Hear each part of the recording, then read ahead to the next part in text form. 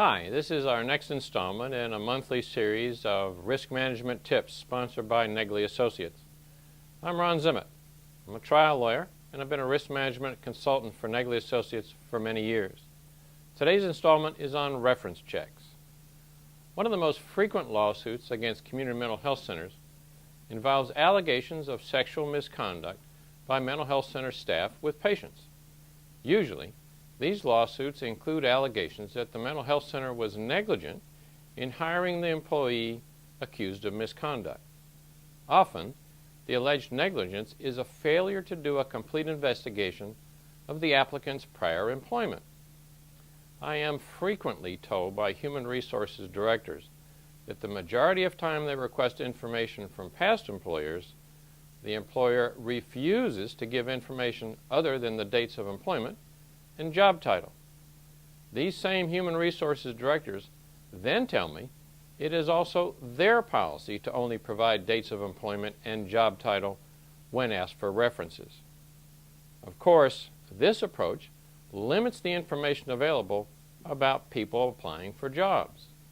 I know what I'm about to say may sound like heresy to human resources directors, but I think the practice presents greater risk both to the mental health center that refuses to give information and to patients.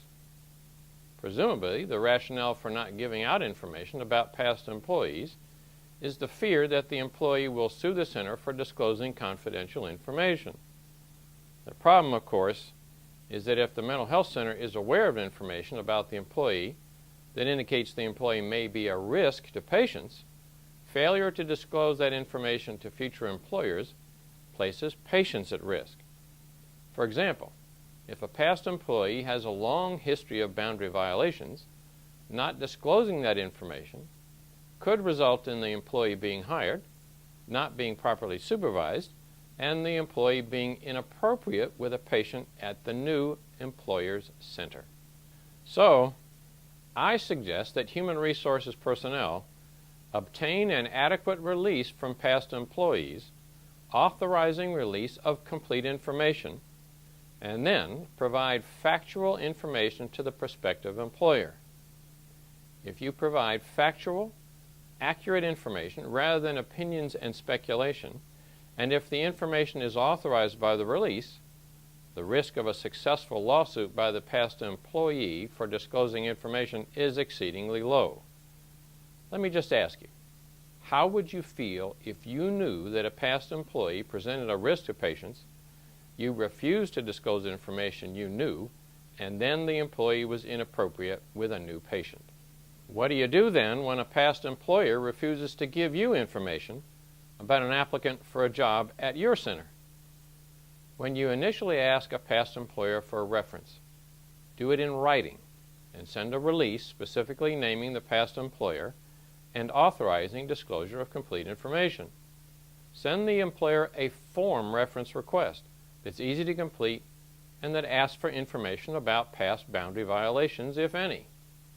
Tell the employer that you're considering placing the applicant in a position where he or she will be dealing with vulnerable patients and that you need complete information to make a good decision for the protection of the patients. Send along a copy of the job description for which you're considering the applicant. If the employer does not respond or only provides dates of employment and job title, send a follow-up letter explaining again that you need the information, that if the past employer is aware of anything about the applicant that would indicate the applicant is a risk to patients, you need to know it before hiring.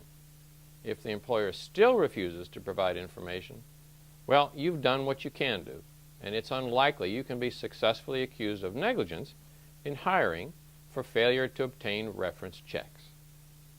For a lot more information and information about insurance coverage, Negley Associates is available for questions. For now, I'm Ron Zimmett. Thanks for listening.